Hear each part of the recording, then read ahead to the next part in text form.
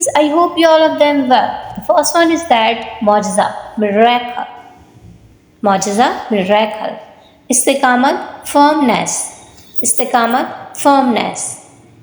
रोजा रखना, have fast या observe fast, both are same. रोजा खोलना, abort fast या break fast. तौबा, penitence, penitence.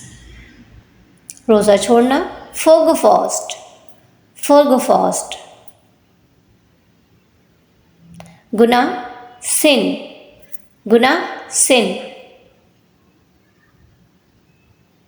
परहेज करना, abstent, परहेज करना, abstain. गुनाह करना, commit sin, गुनाह करना, commit sin.